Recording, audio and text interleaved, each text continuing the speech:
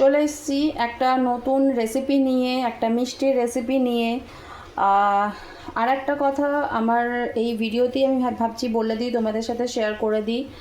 আমার একটা ইউটিউব চ্যানেলও আছে, যারা যারা এখনও পর্যন্ত সাবস্ক্রাইব করোনি প্লিজ ওই চ্যানেলটায় সাবস্ক্রাইব করে দাও। আমি লিঙ্ক আজকে ভিডিওতে দিয়ে দেবো। পাঁচমিশালি রান্নাবান্না আমার ইউটিউব চ্যানেলের নাম। আশা করি তোমাদের ভালো লাগবে। আমি যে রান্নাগুলো ফেসবুকে পোস্ট করি ওই রান্নাগুলোই কিন্তু আমি ইউটিউব চ্যানেলে পোস্ট করি, কিন্তু তাও চাইবো তোমরা আমাকে ফেসবুকেও ফলো করো এবং ইউটিউবেও ফলো করো, তাহলে আমার ভালো লাগবে। আমি আরও নতুন নতুন রেসিপি তোমাদের সাথে শেয়ার করতে পারবো। তো চলো আর বেশি কথা না বাড়িয়ে চলে যাচ্ছি আজকের মিষ্টির রেসিপিতে। আজকের মিষ্টির জন্য আমি নিয়ে নিয়েছি এখানে বিউলির ডাল, যেটাকে আমি ওভারনাইট ভিজিয়ে রেখেছিলাম। ওভারনাইট না ভিজালেও চলবে, তোমরা এটাকে মোটামুটি 3 থেকে 4 ঘন্টা ভিজিয়ে নিলেও চলবে। তার সাথে নিয়ে নিয়েছি আমি চিনি। এটা কোনো মেপে আমি এখনও পর্যন্ত নিইনি, যতটা আমার চিনি লাগবে চিনির শিরা বানাতে সেই পরিমাণ চিনি আমি এখানে মেপে নিয়ে নেব। নিয়ে নিয়েছি এলাচ, যেটা আমার টেস্টের জন্য লাগবে। তার সাথে নিয়ে নিয়েছি আমি ফুড কালার। আর তার সাথে তোমরা চাইলে গোলাপ জল বা গোলাপ এসেন্স ইউজ করতেই পারো, তো আমার মনে হয় না সেটার প্রয়োজন আছে। তো আশা করি অনেকেই বুঝে গেছে আমি কি বানাবো। আমি বানাতে চলেছি ইমারতি বা আমৃতি, যে যেটা বলো। তো আজকে আমি বিউলির ডাল দিয়ে সেটাই বানাতে চলেছি। ও একটা জিনিস আমি মিস করে গেছি, সেটা হচ্ছে এটাকে মুচমুচে আর রসালো বানানোর জন্য যেটা আমাকে বেশি হেল্প করবে সেটা হচ্ছে কর্নফ্লোর। তো আগে আমি ডালটাকে পেস্ট করে ভালো করে ফেটিয়ে নিই, তারপর আমি কর্নফ্লোর অ্যাড করব এবং পুরো প্রসেস তোমাদের সাথে শেয়ার করব। আমৃতির ব্যাটার তো আমি রেডি করব, তার আগে আমি চিনির শিরাটা রেডি করতে বসিয়ে দিই। চিনির শিরার জন্য আমি একটা বাটি নিয়ে নিয়েছি। এই বাটিতে আমি নিয়ে নেব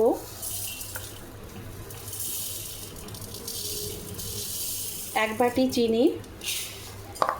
1 বাটির একটু বেশি চিনি আমি এখানে নিলাম। এই বাটি মেপেই কিন্তু আমি জল দিয়ে দেব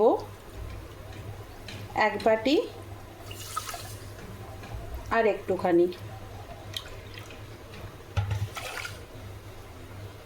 আমার কোনো তারের শিরার এখানে প্রয়োজন নেই, আমি জাস্ট এখানে একটা মিনিমাম একটা শিরা তৈরি করব। আমি দেখিয়ে নেব শিরার কনসিস্টেন্সিটা কেমন হবে। তো চলো আমি চিনির শিরাটা এদিকে তৈরি করতে অন করে দিই। ব্যাটার তো আমি এখানে বানিয়ে নিয়েছি, আমি ডালটাকে একদম ভালো করে পেস্ট করে নিয়েছি, কিন্তু ডালটা আমার কতটা ফ্লপি হয়েছে সেটা বোঝার জন্য আমি জলের মধ্যে দিয়ে দিলাম। দেখো ব্যাটারটা কিন্তু জলের মধ্যে ডুবে গেল, তার মানে এটা আমাকে এখন বেশ কিছুক্ষণ ফেটিয়ে নিতে হবে, কারণ আমৃতির জন্য যত ব্যাটার ফেটাবে তত মুচমুচে হবে। তো চলো আমি ব্যাটারটাকে আপাতত ভালো করে ফেটিয়ে নিই। আমি এখানে প্রায় 1.5 কাপ ডাল নিয়েছিলাম। 1/2 কাপ ডালে 2 চামচ কর্নফ্লাওয়ার, তার মানে 1.5 কাপ যদি আমি ডাল নিই। খুব উঁচু উঁচু করে না, এইরকমভাবে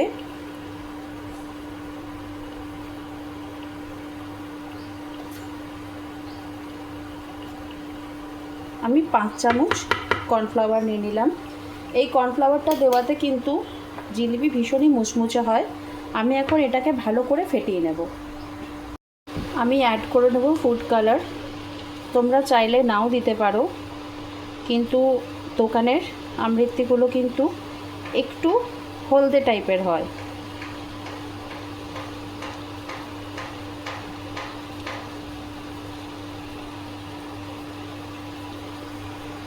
চিনির শিরাও কিন্তু আমার ফুটতে শুরু করেছে।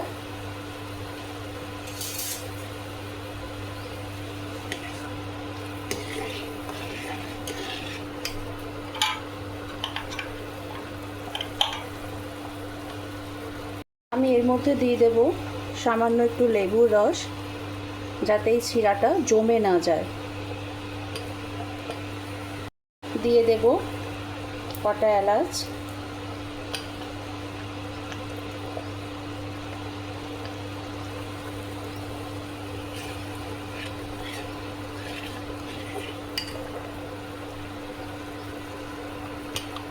আর দেব সামান্য ফুড কালার।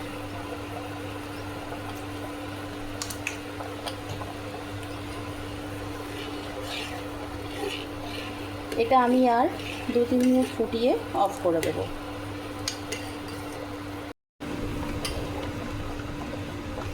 প্রায় 5 থেকে 10 মিনিট আমি এটাকে ভালো করে ফেটিয়ে নিয়েছি। দেখতেই পাচ্ছ এটা স্ট্রাকচারটাই কিন্তু অন্যরকম হয়ে গেছে। আর আমি একটুখানি জলে ফেলে দেখাচ্ছি, এটা কিন্তু জলের মধ্যে এখন আর ডুবে যাবে না।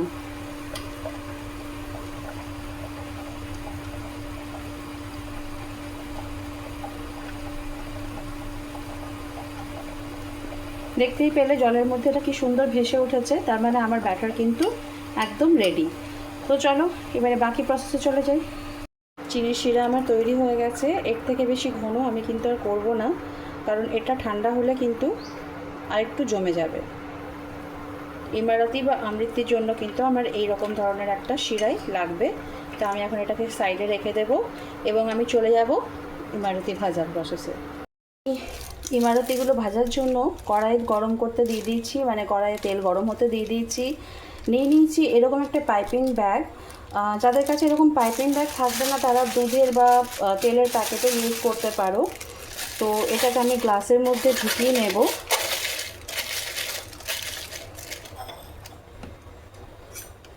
এবং হাতায় করে যতটা এর মধ্যে ভরা সম্ভব ততটা আমি এর মধ্যে ব্যাটার ফিল করে নেব।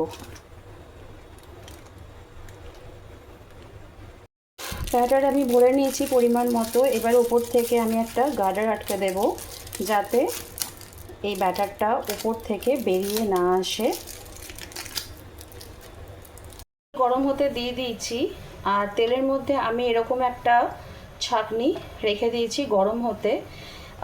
এটা গরম করছি এই জন্যই যে এর উপরে আমৃতি বা ইমারতি যেটাই বলো সেটা বানাতে খুব ইজি হয় ডাইরেক্টলি তেলের মধ্যে না দিয়ে। আমি তোমাদের প্রসেসটা দেখিয়ে দেবো। গরম হয়ে গেছে, এখন আমি এই ব্যাগটা খুব মোটা করে কাটবো না, মুখটা একটু আমি কেটে নেব।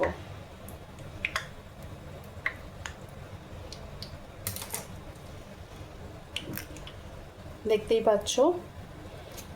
এবারে আমি তেলে খুব সাবধানে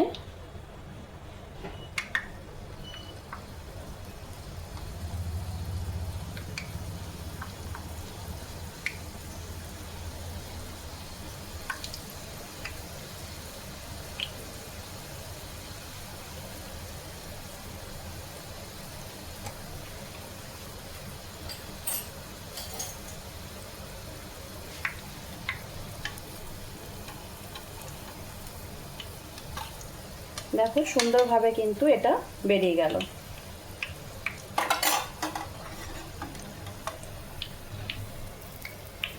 প্রথমেই সরি বলে নিই, ডিজাইন হয়তো আমার পারফেক্ট দোকানের মতো হবে না, কারণ আমি প্রফেশনাল একেবারেই নই। চেষ্টা করব যতটা পারবো তোমাদের সাথে শেয়ার করার। চলো আর একটা বানিয়ে নিই।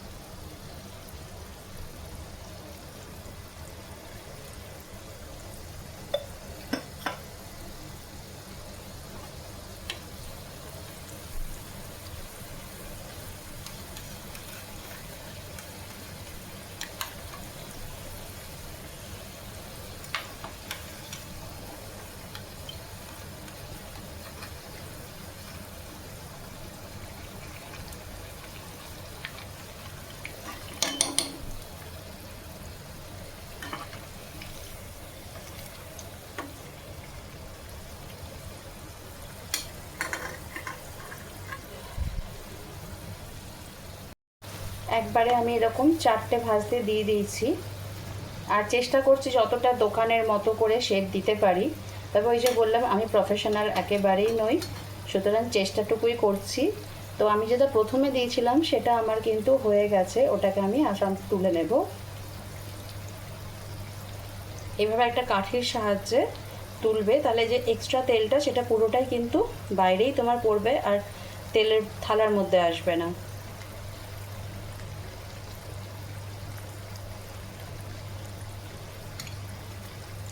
তো চলো বাকি জিলিপিগুলো আমি ভেজে নিই, তারপরে তোমাদের সাথে শেয়ার করছি।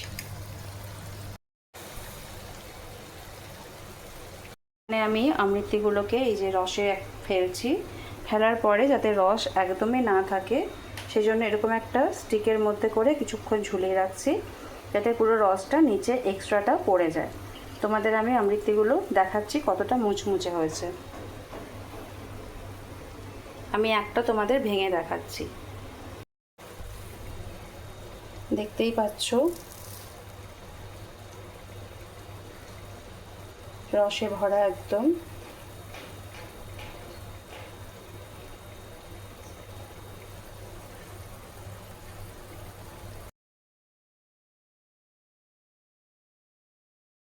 আমার ইমারতি और আমৃতি কিন্তু রেডি হয়ে গেছে। তো তোমাদের কেমন লাগলো অবশ্যই শেয়ার করে জানাবে। আশা করি আমার ভিডিও তোমাদের ভালো লাগছে, সেটা বুঝতে পারছি না, কারণ কোনো কমেন্ট আমি পাই না।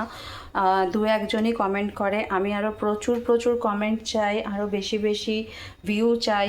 তো সেজন্য প্লিজ তোমাদের কাছে রিকোয়েস্ট, তোমরা বেশি বেশি করে কমেন্ট করো, ভিউ করো, শেয়ার করো, তাহলে আমার খুব ভালো লাগবে। আর যারা ফেসবুক ফলো করছো তারা আমাকে ফেসবুকে ফলো করে নিতে পারো, পল্লবী দাস ঘোষ। আর যারা ইউটিউবে দেখতে চাও, ইউটিউবে আমার যে চ্যানেলটি আছে তার নাম হচ্ছে পাঁচমিশালি রান্নাবান্না, সার্চ করো এবং প্লিজ সাবস্ক্রাইব করে দিও, শেয়ার করে দিও। বেশি বেশি করে ভিউয়ার্স চাই, বেশি বেশি করে লাইক, কমেন্ট এবং শেয়ার চাই। চলো আজকের মতো টাটা।